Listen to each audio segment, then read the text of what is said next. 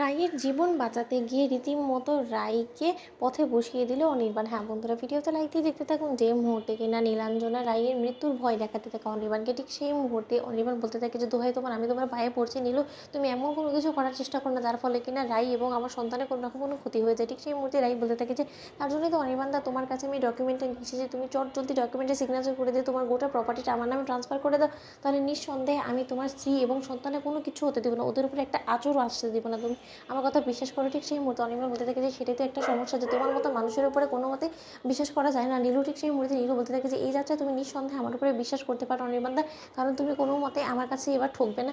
কারণ আমি খুব ভালো করেই জানি যে আমার আসলে ঠিক কী চাই। আমার মূলত সব থেকে বেশি যদি কিছু নিয়ে চাহিদা থেকে থাকে সেটা একমাত্র তোমার ওই প্রপার্টির উপরেই আমার নজর আছে। সেই প্রপার্টিটা আমার নামে তুমি করে দাও, তুমি দেখবে আমি তোমাকে কথা দিচ্ছি আমার আর সেই প্রপার্টিটা পাওয়ার পর যদি তোমার স্ত্রী এবং তোমার সন্তানের কোনো রকম কোনো ক্ষতি হয় তাহলে সেই সকল দায়ভার আমি নিব। ঠিক সেই মুহূর্তে অনির্বাণ বলতে থাকে যে ঠিক আছে, বরঞ্চ তাও আমি সিগনেচার করে দিচ্ছি। ঠিক সেই মুহূর্তেই নীলাঞ্জনার সেই আনা পেপারসের উপরে সিগনেচার করে দাও মাত্র নীলাঞ্জনা বলতে থাকে যে ব্যাস, আজকে থেকে গোটা প্রপার্টি আমার নামে হলো এবং সেই গোটা বাড়িটা আমি মালিক হলাম। ঠিক সেই মুহূর্তে অনির্বাণ বলতে থাকে যে এবার দোহাই লাগে প্লিজ তুমি রাই এবং আমার সন্তানকে ছেড়ে দাও, ওদেরকে রেহাই করো।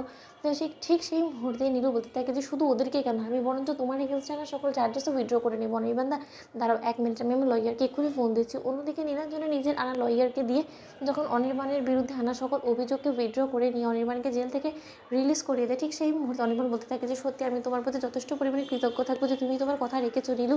ঠিক সেই মুহূর্তে নীলু বলতে থাকে যে অনির্বাণ দা যাচ্ছ যাও, এবার তো তোমাকে পথে ভিক্ষে করে তোমার স্ত্রী এবং সন্তানকে খাওয়াতে হবে, কারণ এবার তো তোমার কোথাও মাথা গোজার অবধি ছাইনি, তোমাকে চিরতরে আমি নিঃস্ব করে দিয়েছি, পথের ভিখিরি বানিয়ে দিয়েছি। এবার তুমি এবং তোমার ওই বউ আমি দেখি যে তোমরা কী করে লড়াই করে এই জীবনযাপনটা করো, কারণ এবার তো তোমরা কোনো মতেই আর কারো কাছ থেকে কোনো রকম কোনো সাপোর্ট পাবে না, কারণ এই পৃথিবীতে মানুষের দাম ততদিনই থাকে যতদিন কিনা মানুষের পকেটে টাকা থাকে।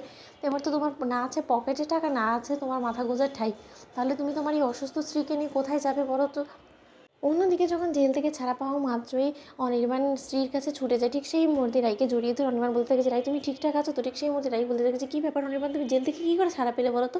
ঠিক সেই মুহূর্তে অনির্বাণ বলতে থাকে যে সেসব কিছু তুমি ছাড়ো, তুমি চলো আমরা এক্ষুনি এখান থেকে বেরিয়ে যাই। ঠিক সেই মুহূর্তেই রাই বলতে থাকে যে এখান থেকে কোথায় যাবো বলো তো, এটা আমার বাড়ি, আমি এখান থেকে কোথায় যাবো বলো তো, আর কেনই বা যাবো বলো। ঠিক সেই মুহূর্তে অনির্বাণ বলতে থাকে যে রাই আমি এই গোটা বাড়িটা নীলাঞ্জনার নামে ট্রান্সফার করে দিয়েছি, আমি রীতিমতো সব কিছু হারিয়ে শুধুমাত্র তোমাকে বেছে নিয়েছি, কারণ আমি কোনো মতেই চাই না যে তোমার এবং আমার সন্তানের কোনো রকম ক্ষতি হোক। এই প্রপার্টি যাই যাক, এরকম প্রপার্টি অনেক আমি করতে পারবো যদি তুমি আমার পাশে থাকো, তুমি বেঁচে থাকো। ঠিক সেই মুহূর্তে আমি বলতে থাকি যে অনির্বাণ আমি কোথায় নীলাঞ্জনাকে চ্যালেঞ্জ করে বলেছিলাম যে আমি তোমাকে সসম্মানে আমি ও কোর্ট থেকে ছাড়িয়ে আনবো, সেখানে কিনা তুমি এরকম করে আমার মুখ পুড়িয়ে দিলে। আমি কোনোদিন আশাও করিনি যে তুমি এতটা আমার উপরে বিশ্বাস হারিয়ে ফেলবে। তো বন্ধুরা, ভিডিওটি ভালো লাগলে লাইক এবং শেয়ার করে সাবস্ক্রাইব করতে ভুলো না।